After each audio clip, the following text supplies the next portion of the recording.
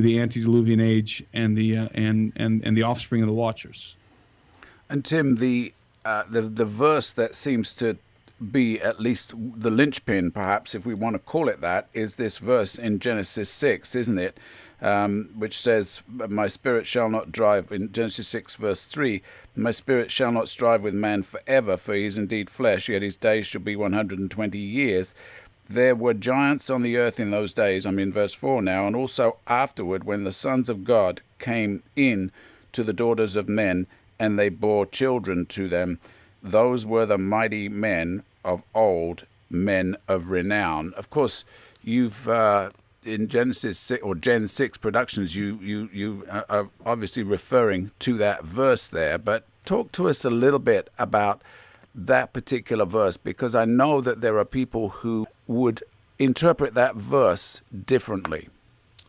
Well, in truth, there is really only one proper interpretation of Genesis 6 based on the hermeneutics and based on the terminology that's being used within that verse, and then also in comparison with the legends, Mesopotamian legends, and the other ancient records that correspond to what Genesis 6 is actually saying. So really there is no other position that you can take rationally in regards to what the text is actually saying, then that angels, some kind of heavenly beings, looked down, saw the daughters of men in general, not just the daughters of Cain or whatever, but the daughters of men in general, the Benoth Adam, the daughters of Adam, that they were beautiful. They lusted after these women, so there's a rudimentary element here involved called lust, something we're all familiar with.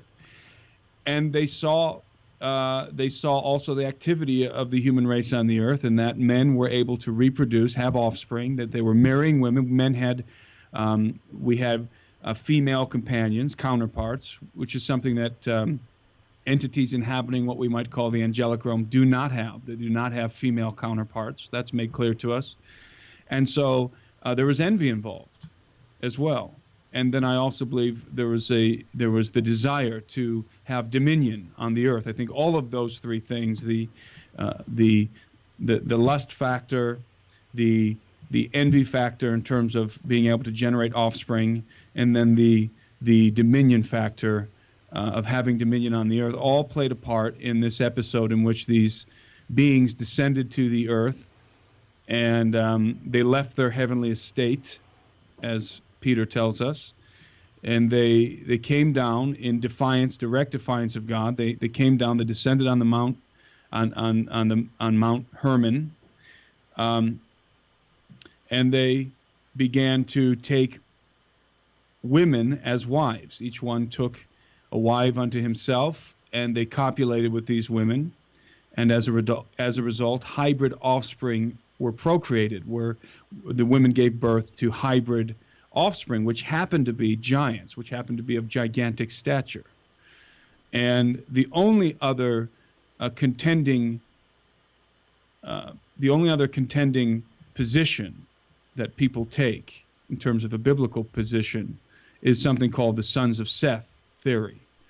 And this is unfortunately the theory that's taught in seminaries across the nation. And it is that this verse is only referring to the sons of God, is only referring here to the sons of Seth, and that this was purely a human interaction. The sons of God does not imply anything other than the sons of Seth, and so there's nothing to see here. There's nothing unusual happening other than, paradoxically, these women are apparently giving birth to giants, which of course makes no sense whatsoever if you're only dealing with human components. And it's not based on good hermeneutics. It's not based on any kind of biblical evidence. All it is a denial of the extraordinary reality that the sons of God, the angels, the Benai Elohim, saw the daughters of men and actually descended to the earth, took them as wives, and progenerated a race of hybrid giants. It's because that scenario, that episode is so shocking that there arose a need within the traditional theological and Protestant community to come up with a different theory that wasn't so shocking. But this is a new, this idea that the Genesis 6 is not talking about angels. This is new. Theologians, the early church fathers, there was a consensus. It was taken for granted that this was talking about angels because the Septuagint clearly defines the situation for us. And of course, the Septuagint is the Greek translation of the Old Testament that was compiled in Alexandria by 70 Jewish scholars, Hebrew scholars, in the ancient in before Christ. And the Septuagint became the primary source of Scripture that was used in the early church. In fact, it was the only source that was used in the early church because, of course, when Jesus appeared in the earth, the world was speaking Greek. That was the language of the empire, of the Roman Empire, was primarily Greek. And so the Greek Septuagint was the scripture that was being used most widely. Very few people, very few Jews during the time of Christ actually spoke Hebrew and Aramaic. They spoke primarily Greek. That was the language of the Empire of Rome. And so the Septuagint was what the early church fathers were reading. And in Genesis 6, it doesn't say, it's not interpreted, it's not translated, rather, as the sons of God. It's translated as the angels saw the daughters of men, that they were beautiful. And so the Septuagint makes it very clear to us that we're dealing with angels, and that's the fact. So there really is no logical defense of any other view. What do you think then, Tim, is behind the obfuscation of the actual literal meaning of the text here? Because in a way, it doesn't just affect the church. This is something that is going on in the whole of our society. Anybody who believes in giants is kind of ridiculed, and those stories are kind of relegated to the sidelines as something to laugh about, but not something that people apparently take seriously. Can you sort of touch into why that has happened? Well, those are two different dynamics. Within there's a intentional there's an intentional desire to what's the word I'm looking for here? To despiritualize, maybe, to make the verse seem less ridiculous by traditional theologians on the Christian spectrum of this issue. But then if you're talking about just the secular world in general, the reason why they would reject the idea of not only giants, again, giants is just one facet of this thing. You're going back to the watchers who descended to the earth, who taught mankind many of the implements of civilization that we have today, technology, illicit knowledge. So there's a lot of reasons why there would be a denial of that episode in the secular realm. I mean, it absolutely does not.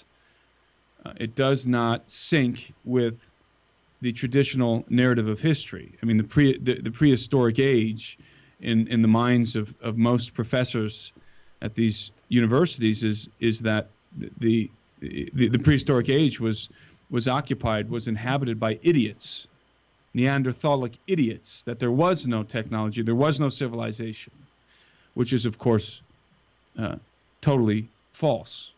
That's a major fallacy that's propagated all over the world in all of the primary universities and in fact, to some degree, in many of the seminaries. And most Christians would not look back to the prehistoric world and think that there were Neanderthals walking around, although they would look back to the prehistoric world and look at it as a time of basically as a very as a very crude time in history when men were not as smart as we are now, where technology was not nearly as developed as it is now. It was basically, they have a Stone Age perspective of the prehistoric world, and I'm talking about Christians now. So that's something that the secularists and Christians have in common. Most Christians, like secularists, look back to the prehistoric world as if it was a Stone Age type reality, when in fact it was not. Now, your movies actually bring out in a very structured way the evidence that actually presents a whole different story. Could you kind of talk us through some of that evidence, some of those key pieces of the puzzle that really undergird the perception that this is something other than just humans that interacted with the human race here in Genesis? Well, the timeline of history in terms of the advancement of civilization, in terms of the technological and scientific advancement of civilization, the timeline of history is retrograde. If you go back in time, you see you see that the knowledge, technology, science is diminishing progressively the further you go back. That we have had since the dawn of civilization, that we have had, and this is the traditional view, that we have had a progression of an accumulation of knowledge and technology, scientific knowledge, and that we've been slowly gaining the rudiments of civilization over time. Well, that's true only to a degree, because that retrograde of civilization comes to a screeching halt around 3300 BC. And that is, of course, the time in which historians and archaeologists and anthropologists reckon the beginning of civilization as we know it. That's when basically writing came into existence and the other implements of civilization, and this is attributed to the Sumerians and primarily to the Sumerians, but also to the Egyptians. And so this is when historians believe that the historical age began. And to a degree, they're right, because if you go back further in time, if you are a secularist, you go back further in time and you're getting into the Neanderthalic age, you're getting into the Stone Age, and going back into the evolution of man, back to the primitive hominids. However, if you're taking a biblical perspective, then what 3300 BC marks is not the beginning of civilization, but the abrupt end of an advanced civilization, and the re-beginning, the restarting of the mechanism, if you will, of civilization, which did in fact begin with the Sumerians. But the word Sumerian is just it's synonymous with Nimrod and Babylon, Tower of Babel. So civilization was being reset at the time that historians believe that it was actually beginning. What was happening is it was restarting. It wasn't starting, it was restarting. Because before, what 3300 BC actually designates is the flood. That's when or thereabouts, is when the flood took place, the flood of Noah. And the flood of Noah annihilated an advanced civilization, literally wiped it off the face of the earth, highly advanced civilization that was in possession of knowledge that we are just now in the 21st century beginning to rediscover, not discover for the first time. We are rediscovering knowledge that was lost. And the evidence for that knowledge, for that technology, is difficult to find because it was wiped off the face of the earth, quite literally. It was literally liquidated from the face of the earth. So all of the information related to that age is almost entirely lost to us. But we do have the only kind of evidence that remains is literally evidence in stone, and more specifically, evidence that was left standing in the form of megalithic stones, the megalithic edifices that stand to this day, such as some of the best examples, Baalbek in Lebanon, the foundations of Baalbek, which the Romans built on top of the antediluvian, massive antediluvian stone foundations, megalithic foundations that were built.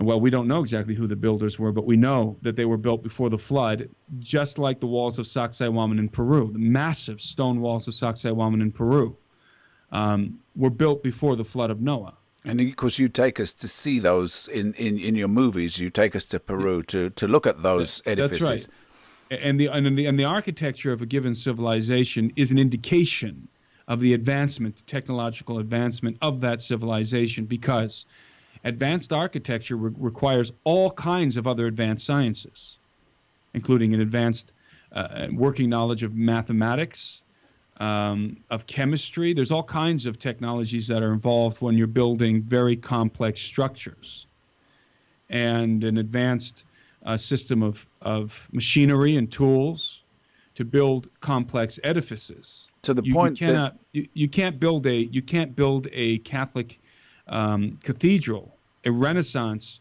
cathedral, with wooden clubs and copper nails. It takes much more advanced, a system of pulleys and iron and so forth. There are certain implements that are absolutely necessary to build a Renaissance cathedral. So there are implements of civilization, technology, that are absolutely requisite to build a megalithic structure, such as Baalbek or Sacsayhuaman in Peru. So your point then is that for these structures to have been created, for them to have even been put together, manifestly requires an advanced technology that we don't even have today. Well, there's no question that it requires advanced technology. Now, what that technology looked like, I don't know that we can even compare the technology of the ancient world, of the antediluvian world, with the kind of technology that we use today. We use a very different kind of technology. For example, we use combustion engines. Now, combustion engines have given us the cars that we drive around in every day, but they've also given us the airplanes and jet fighters and things like this, and all kinds of implements that we use today in modern society. So we look at combustion technologies being very advanced. I mean, after all, we can fly around in airplanes, we can traverse the earth in a short period of time because of combustion technology. Well, combustion technology is actually quite inferior technology if you compare it to electromagnetic technology, for example. We make things explode. We use explosions, controlled explosions, to make things move. That seems like a highly advanced kind of technology, but again, that depends on what you're comparing it with, because there are electromagnetic technologies. We can make things move using electromagnetism that are far more efficient. They don't look like combustion engines, but it's getting us the same results using a more efficient technology. So if we look to the antediluvian world, we should not be looking for combustion engines. We should not be looking for iPhones and iPads. We should not be looking for the internet and televisions. I mean, that's not the kind of technology we should be looking for when we look back to the antediluvian world. That's a misnomer. This technology is created by human beings for human beings. This technology that we have today is superfluous in many ways. The technology that we have is designed for our comfort. It's for the utility of life as we know it in the 21st century, in the modern age. So therefore, we should not be expecting to find a computer based on the same dynamics that we use today for computers. We should not be expecting to find a microwave in the antediluvian age. In fact, the technology that they were using would be in many ways unrecognizable to us because it is more advanced and it's working on principles of physics that we haven't yet discovered, at least not above the ground. Let's just put it that way. The black projects are working with some of this advanced technology, but in terms of general, in terms of the consumption of the public consumption, the kind of technology that we buy and that we use on a daily basis is inferior, number one, and number two, it is of a different kind than that was being used in the antediluvian age. They would not have had use for an iPhone back then, because what was going on in the antediluvian world was in many ways very different than what is going on in the modern age. And I hope I'm explaining myself here sufficiently. But what I mean to say is that high technology in the antediluvian age does not resemble what we would consider to be high technology in the modern age, unless you want to start getting into ufology. Then I think we're looking at technology that is analogous to the kind of technology. In fact, it is in many ways the very technology that was being used. And when I say ufology, of course, I'm referring to flying saucers. You know, you can talk about stargates. You can talk about electrogravitical propulsionary systems and so forth. Then you're getting closer to what I think was in play in the antediluvian age. This is absolutely fascinating, Tim. And I think one of the things that I think that is very intriguing about this is that it challenge this whole worldview challenges our worldview here in the Western world in which we live, or in the whole world in which we live, in a sense, because we have a worldview about how we think of history, and we have this notion that we're in a kind of linear progression of getting more and more and more knowledge, and yet what you're really bringing out here is the fact that actually there was a time when there was much more knowledge around than we even have today, and here's the evidence of it. It is these megaliths, it is these huge stones that have been put into place by means which who knows how they got there.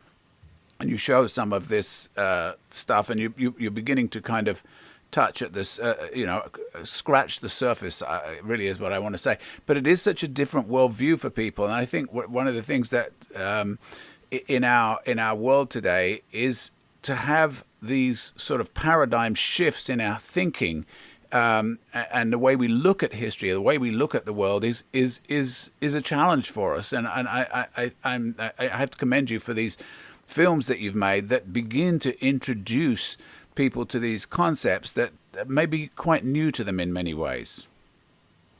Well, thank you. And it was new to me when I first began to think about it, and it absolutely demolished the traditional paradigms that I grew up with. And part of the problem is that I grew up in an evangelical Christian environment. Part of the problem is that we tend to have a very infantile perspective on a lot of things as Christians, and the reason is because we have a Sunday school perspective. When I was in church, my father was a pastor. When I was in church as a young boy, of course, I was subjected to what we call Sunday school, which is very unfortunate, because when thinking about Noah and the antediluvian age, I was introduced to this exceedingly dynamic and important topic in the form of a coloring book or in the form of a puppet show. And so it's a very banal way of introducing children into the very sophisticated dynamics of the world before the flood of Noah, and the implications that are associated with it are lost on us, because we have a Sunday school perspective of the ancient world and of the world in general. And I think, and I'm not saying that to put us down. It's just the reality. And I think that we have the opportunity now as believers to mature, and to mature rapidly. I think we need to have a more complex, more sophisticated view of the scriptures and of the world in which we live, because things are way more complex than we think.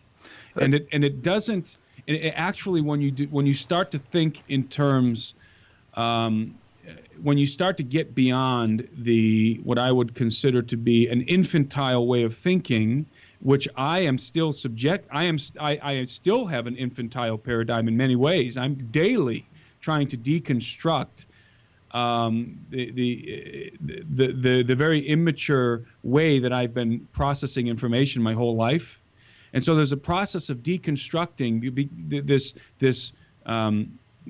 reductionist perspective on history that I've been subjected to, even in growing up and going to school and so forth. We're subjected to this ridiculous reductionist perspective of history, where you move back in the timeline of history, everything gets dumber, for lack of a better term right now. So it's very difficult to come out of that mindset. But once you do, and you understand that the Bible actually provides us with the answers that a lot of historians and anthropologists and archaeologists simply cannot, the puzzles that they simply cannot solve, then it leads you down this path of realizing that if we would just allow for our paradigm to be reconstructed in a more mature fashion, we can start to uncover some of the most incredible stuff that's hidden, that's laced in the Bible. And we can begin to have a very advanced paradigm, even in scientific terms, of the world in which we live. And it turns out that it's a biblical paradigm, that this paradigm is provided for us in Scripture, if we can perceive it, if we can take the time to allow for the deconstruction of our current Sunday school paradigms. And and we're told this in Scripture. I mean, Solomon says that it's the glory of God to conceal a thing, and the honor of kings to find it out. So God is purposely concealing things, and when the Son of God came to the earth, he began to speak to us. He spoke to us in parables, in coded language, in symbolic language, because this is the language of the Scriptures. It's symbolic, it's coded. And it's incumbent upon us to figure out what the Bible is actually saying, and to think in more sophisticated terms. And that's why, Paul says in Corinthians, he says, when I was a child, I spoke as a child, I understood as a child, I thought as a child. But when I became a man, I put away childish things. And so what my desire is, obviously for myself, I'm constantly going through a process of putting away childish things in my own mind, and trying to think in more sophisticated terms when looking at the Scriptures. But that's part of what we're trying to accomplish in our films, is to help people get beyond the Sunday school perceptions concerning the antediluvian world, and start to think in more complex terms, and have a more accurate perspective of what the world is really all about, and what's actually happening, what actually happened, and what is actually going to happen based on the reality of the pre-flood world. I think that notion of discovery and of it certainly that takes us out of the realm of being spoon-fed, but actually needing to start to think and to engage our brain and to look at the situation around us and try and understand what that's telling us. And I think that is very helpful. I remember in my journey to where I've come to in my understanding of this whole subject, looking at the whole issue of Greek mythology, and suddenly having, and you talk about this in your most recent film, The Holocaust of Giants, but this was before your film, and it actually struck me one day. It was like an aha moment, the realization, wait a minute, a lot of these things that we have been told are myth are probably not myth at all. They probably have their basis somewhere in actual fact. And for me, that was a huge aha moment when I realized, because I've been to some of these places in Greece and looked at some of this, try to understand a little bit of this stuff. But when you actually realize, wait a minute, this is not a myth. This was something else going on here. And you touch on some of that in your most recent movie.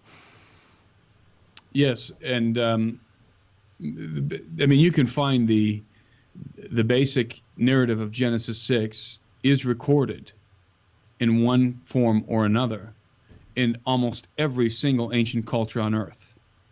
So there's a collective remembrance of a common event that seems to be encoded in our DNA as the human species. No matter where you are on this planet, no matter where you happen to be located, what tribe you come from, there's this remembrance of a time when the gods descended to the earth and they progenerated hybrid demigods.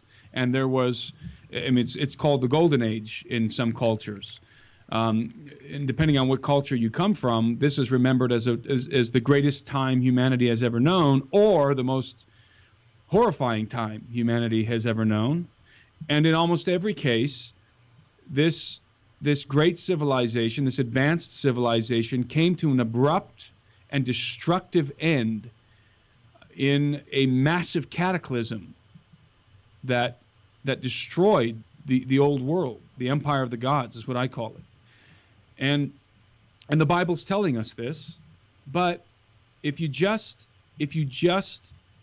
take a very simplistic view of history and a reductionist view of not only history but also of the scriptures, reducing everything to its simplest form, it's the basically breaking things down so that it's easy to understand, so that we can put it into a coloring book, so that we can do a puppet show about it, we end up throwing away all the really essential pieces. And these essential pieces are extremely enlightening when we get to the Gospels. And and furthermore, are extremely enlightening, and I would say absolutely essential to understanding the unfolding of end times prophecy. And so we've done ourselves a disservice by reducing everything down to simplistic doctrine and dogma, and allowing tradition to wash away the incredible realities, that the incredible occurrences that are the realities of history. It's interesting to me that in the secular world, I mean, the military, the U.S. military and other militaries are pursuing all of these kind of technologies, the kind of technologies that we're talking about here. They're pursuing them with an absolute vengeance, with billions of dollars, and hiding from us many of the things that they know. And yet, as we discover little bits about that those things kind of push the boundaries even of our Christian thinking, because we have to deal with the fact that this stuff, when little bits of that leak out, and we realize what it is that they're actually trying to do, that forces us to think about some of these things. I think that kind of pushes us a bit that way. Do you think that? It does, because I mean, the advances in science that we're making today are, again, they're rediscoveries. They're not new discoveries. Solomon said there's nothing new under the sun. And that statement is not just poetic language. Just there's so many little lines in the Bible that you'll find all scattered all over the Bible that we just take as poetic language, that the prophets or the psalmists are waxing poetically, when really we're being given integral pieces of information that have to be put together like a puzzle. And the way that the writers of the New Testament and Jesus himself would cite David or would cite the prophets clearly demonstrates that is the case.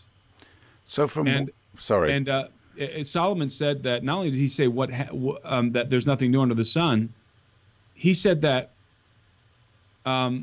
is there anything of which it could be said, see, this is new? In fact, it has been already in the ages before us. And the ages before Solomon would have been the pre-flood world. And so I think that is quite literal. That's not poetic language. He's not waxing poetically. That is literal. The sciences that we think are new are not new. Yes, we take some of the science that we rediscover and we create technologies that are different from the kind of technologies that would have been used in the pre-flood age. But nonetheless, it's the same scientific realities that are being rediscovered. We're doing different things. We're using these scientific realities to create different kinds of technology, but nonetheless, these are the same scientific realities that were known to the antediluvians. So we are in a process of not of great discovery, but of immense rediscovery. rapid rediscovery, in which in a very short period of time we have rapidly recovered much of the technological knowledge that was known in the ages before us. We're doing different things with that knowledge, but nonetheless it's the same knowledge. And that's what's been occurring. That's what's been happening on the earth in the 20th and 21st century. And I think, by the way, that we're being assisted in the recovery of that knowledge. I don't think we've come upon this knowledge all by ourselves. We've been assisted in the recovery of that knowledge, and that is why it has happened so exponentially, so rapidly, is because we've been given pieces and parts that have allowed for the rapid acceleration of development, of progression in the different scientific fields. So we've had help, and I don't think that help has our best interest in mind. So this would fit into the book of Daniel and the scripture that talks about the increase of knowledge at the end of time there. But at the same time, what you're saying is that in actuality, this is probably these fallen entities doing their best to speed us along a pathway to get us back to where they think that we were, or where we in fact were before the flood. Am I right? There's an end game. There's an end game to all of this. The objective is, and we don't have time to get into it now, but they have an objective in mind. These non-human entities have an objective in mind. There's a reason why they're giving us this technology. They're leading us down a path that ultimately is going to end in a post-human paradigm, and there's a host of mind-blowing implications that are tied into that reality. And so there's an objective. It's not just that we're being given technology haphazardly to return the Earth to the same kind of conditions that were existent in the antediluvian age. There's actually an end game in mind, and it plays into all of the prophecies and into the paradigms that are presented to us in the book of Revelations, in the book of Daniel, concerning the end of the age. So we're being directed towards a final destination. It's helpful that you say that, Tim, because I think this is important for our listeners to understand that there is an end game that this is leading us toward, and to have a sort of an understanding of how you see that, I think would be helpful for us just to understand, because that was going to be my next question, was really looking at all of this that you've learned, that you've studied, that you've represented in the films that you've made to this point. What is the message? What is that telling us? What is the important takeaway for the body of Christ out of all of this information? Well, all of this information should be increasing our understanding and our appreciation of the gospel. That is the primary purpose behind all of this. We should be growing in our knowledge and our understanding of the gospel and of the world in which we live, period. I mean, it should be edifying our perspective, and that leads to a maturing of a believer. I mean, it ultimately leads to growing in maturity, growing in the knowledge of the world in which we live, and more importantly, growing in the knowledge of Christ, because all of this points back to the gospel. It all points back to the most pivotal. I'm sorry, this word is killing me. The most pivotal moment in history, which was the cross, which was the advent of the death, burial, and resurrection of Jesus. I mean, that was the hinge. It is the hinge on which all of history turns. And so the more we understand, the more accurate our perception of the past, the more accurate our perception of biblical reality, the more we can appreciate and understand what the gospel really means. And the more we can extrapolate into the future the threats that are coming and the lies that are coming concerning the gospel. And so it ultimately, if you take the information, you consume it, you digest it, and you interpret it properly, what the ultimate result should be is an increase in your maturity as a believer. and an increase in your appreciation of the gospel, and ultimately a maturing of your relationship with the Lord. That is our highest goal, and that's what we hope to achieve through what we do, because it all goes back to the gospel. Everything hinges on the gospel of Jesus Christ, all of it. Which everything in our world, apart from what is going on really in the church and where the church has influence into our society, is working the opposite way. It's trying to destroy evidence that supports the biblical record. It's trying to wipe out knowledge of God. We've got that whole battle going on in our culture to an incredible degree at this point of time. And so really, the more we understand the biblical record and the worldview of the Bible, it actually helps us then in this fight for our culture, and never mind the end time things which are coming very fast upon us and for which we need to be aware of what's going on. And not only that, the more you understand the more you understand the world in which you live, the more you understand the society in which you live and the technologies that are unfolding and the history of the earth and all of the social political things that are happening, the human condition in general. The more you understand all of this together, the more powerful the gospel becomes, and the more prescient the scriptures become. It's not the other way around. It's not you just bury your head in the Bible and ignore what's happening in the world because it doesn't matter. No, it's the opposite of that. You have your eyes open. You see what's happening. You perceive the things that are taking place on the earth in light of the scriptures, and you mature as a believer as a result.